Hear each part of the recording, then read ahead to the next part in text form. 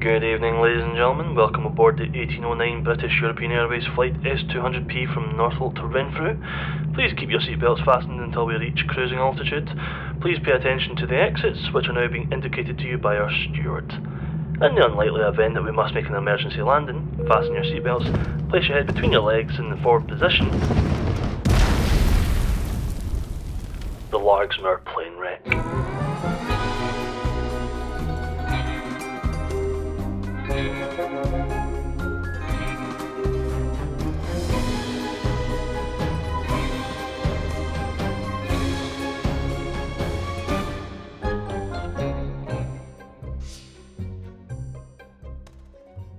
Back in my parents' childhood, a holiday to them was a day trip to Largs, enjoying the sun-kissed beach and getting some ice cream from the iconic Nardinis. Nowadays, the holidays of my youth involved going abroad.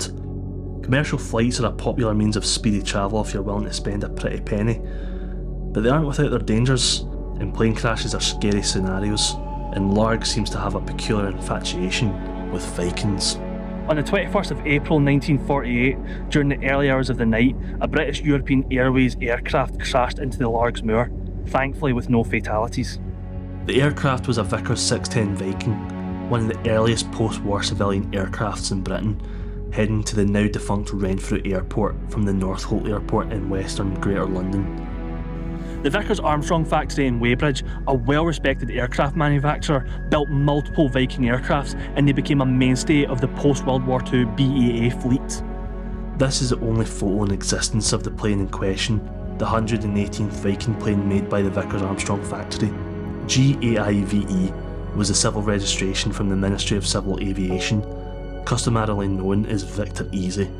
Vestal was the name attributed to it by the BAA, with all Vikings at Norfolk receiving names starting with a V. There were 4 crew members on board the plane that night. Captain John Ramsden commandeered the plane, with First Officer and future Captain Dennis Clifton as his co-pilot. The radio officer was Arnold Lloyd, and Cornelius Maroney was the steward looking after the passengers. Ramsden lived in Newton Mearns, meaning that he'd get to sleep in his own bed that night, as the other crew members were based in Northolt, and that was the last plane scheduled for that night. All 4 of them were respected RAF veterans during World War II, and British European Airways hired ex-war pilots en masse to keep them in work post-war. There were 20 people on board that flight, consisting of 4 crew members and 16 passengers, who all escaped before the aircraft became engulfed in flames. 13 people got injured that night, albeit not seriously, with the injuries ranging from petrol-burnt hands to a broken ankle, and an inquiry found that the pilot was at fault. On that fateful night, due to a mix of poor weather and decreasing visibility, Captain Ramsden couldn't locate the outer marker so that he could turn the plane. And due to technological limitations at the time, such as the lack of pressurised air cabins, airliners could only cruise below 10,000 feet. The Vestal was flying at 8,500 feet and lowered to 6,500. They were denied permission to fly lower, as another aircraft flying from Renfrew to Northolt was ascending at 5,500 feet. This is the flight path of every Viking flight from Norfolk to Renfrew. At 8 PM they received a weather report from the Prestwick control base that the weather was changing and a thick mist had rolled in, meaning that they would have to use a beam and beacon system to help guide them towards the airport. As they approached Renfrew, they were flying at 2,500 feet, but lowered to 1,200 feet in preparation for landing. Due to Captain Ramsden planning on landing quickly, he deployed the landing gear. Throughout the 2000s, James Towle and Doug Martindale tracked down the crew and passengers of Flight S200P, all as part of the research of their 2011 book, Viking Down. The book goes into intense detail about the people involved, and I got a chance to speak to one of the authors. The landing gear being down gives a clue as to how far west they are. So if you're looking at the map here, we've got Renfrew, we've got Largs, and the Viking hit there, and you can see it's a long way. Yeah. So I think they really thought they were around about there, because otherwise they would have lifted their gear, especially when we're going through turbulence. So you've got 2 markers. You've got the inner marker and the outer marker. So the idea was they come west along here, right. They pass the inner marker, get to the outer marker, then they make a procedure turn to the north and turn back round, and then fly back over the outer marker, inner marker, and land. So they went over the inner marker, all's fine. Now the problem is they missed the outer marker. Now the outer marker was identified by them earlier in the evening, minutes previously, but still they missed that. The outer marker was working. Radio Officer Lloyd contacted the airport to confirm whether the marker was functional. So Ramsden kept flying straight as he wasn't sure if he'd passed it. Part of the reason why he may have missed it is due to the strong eastern wind pushing him further along, as well as a possible malfunction of the receiver, which was in the luggage compartment of the fuselage. What was a 13-knot wind at ground level, according to the 8 PM weather report received by Radio Officer Lloyd, was between 30 and 45 knots at the level they were flying at, something that Lloyd wasn't informed about in the report. What was supposed to be a turn after 3.5 miles just south of Linwood was a turn after 10.5 miles when they were northwest of Loch Winnock. So due to missing the outer marker and being too far along the flight path, he had to bring the plane back up to 1,500 feet to make the turn. But the plane was still too low because Irish law is 1,588 feet at its peak, and they had only ascended to 1,430 feet, resulting in it clipping the Irish law hillside twice and skidding along to our destination, with the second clipping ripping the propellers from the aircraft. So if Ramsden had gone up to 1,500 feet, he still would have hit the hillside in some way or another. Had Ramsden gained an extra 100 feet, he wouldn't have hit Irish law, but there would still have been a chance that he may have hit the other hills in the Renfrewshire peaks. Shortly after the plane became stationary following a 310-yard slide, the fuselage became consumed by fire.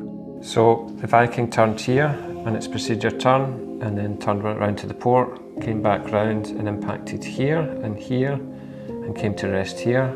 Thankfully, as I mentioned previously, everyone on board escaped with only minor injuries, with the worst being an injured ankle. The 3 cabin officers had bailed out of the cockpit windows, but Steward Maroney was trapped with the 16 passengers. He couldn't get the cabin door open, but with the assistance of Triv Milland, they managed to break it open and get everyone out. Maroney came out of the plane with severely burnt hands, as did 2 other passengers. After several hours trekking up the Irish Law Hills here in Largs, we've finally made it to the site of the plane wreck. Now, due to the construction of the airplane being aluminium with plywood flooring and a fabric-covered aluminium rudder, it comes as no surprise at all that the 10-month-old airplane went up in flames as quickly as it did. And when you add in the fact that there were incredibly strong winds that night fanning the flames further up the aircraft, the fire would have been a lot bigger than you may have expected. Captain Ramsden decided to search for help whilst Clifton, Lloyd and Maroney stayed behind to medically assist and attend the passengers. Henry Watt chose to accompany Ramsden in getting help, initially going east before finding the Gogo water stream and redirecting west towards Largs. After finding a phone box and contacting Renfrew Airport to report their safety, the two made it to the local police station to report the incident and ask for help. But the search party, led by Ramsden, struggled to locate the crew and passengers. They made it to the Barrites mine in Muirshiel, but by that time 9 hours had passed and the cabin crew at the crash site decided on a fresh search for any civilization. So, Radio Officer Lloyd, Fred Hems, Jimmy Wilson and Hobart Moore headed east to find civilization, following the River Garnet to the famous Ladyland House in Kilbirnie, a trek that took 3 hours. The resident at the time was Sir Neil Cochrane Patrick, father of famed wartime aviator Major Charles Cochrane Patrick. However, the remaining crew and passengers became desperate and decided to go themselves in search of help as a collective, following almost the same path as Ramsden and Watt, making it to the flat farm on the outskirts of Largs. It was there that the group learned just how close the search party were to finding them, but due to weather conditions, the search party's whistleblowing couldn't be heard. All of this occurred within a 15-hour window. At 6 PM that day, the wreckage was reported by Largs Police to Renfrew Airport as found. Thanks to some forensic architecture, we can recreate what the plane may have looked like based on what remains. It's fascinating to see a relic of aeronautical history just lying out in the open like this. You'd think it'd have been cleared away by now and either scrapped or preserved in some way. All that remains of this vessel is the wings and parts of the tail, but there are many other airplane parts, just not here and not of this specific wreck. Now, there are several reasons as to why this plane hasn't been cleared away yet.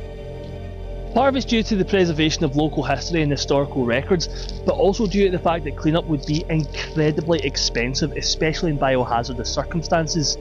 And given that the vessel's composition was primarily aluminium, it is way too expensive to just move it elsewhere and reuse it, as air oxidises it over time and weakens the metal's integrity.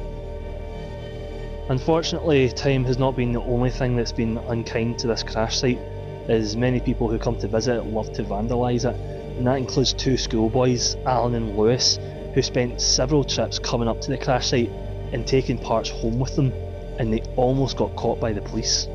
Alan and Lewis hid stolen parts in Alan's attic, which then crashed through the kitchen ceiling due to the weight, resulting in him having to bury them sneakily in his neighbour's garden in case the police showed up. In my research for this episode, I discovered that the Viking wasn't the only aircraft crash site. It turns out there's an abundance of them all over Ayrshire, which includes the 1958 crash site of an RAF de Havilland Devon at Boxlaw, just 2 kilometres north of the crash site we're currently sitting at.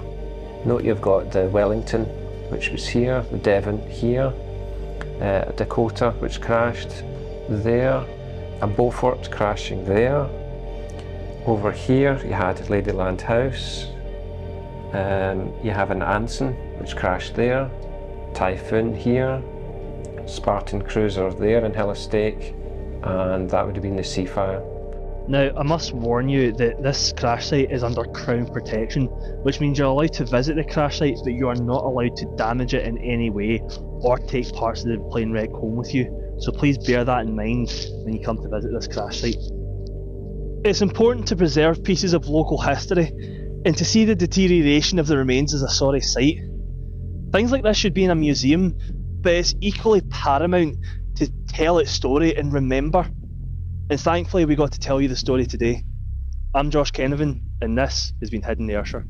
We must give a special thank you to Dougie for his time, and for him and James generously donating a copy of their book for our research.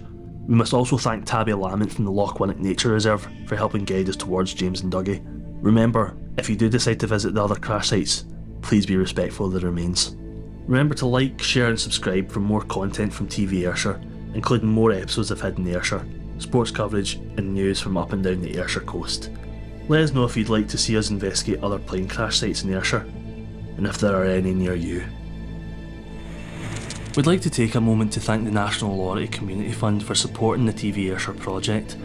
The funds help us provide employability skills for young people from the Ayrshire between the ages of 16 and 25. If you're interested in becoming a member of the TV Ayrshire crew, you can contact us at ayrshirefilmco.org. Thanks for watching.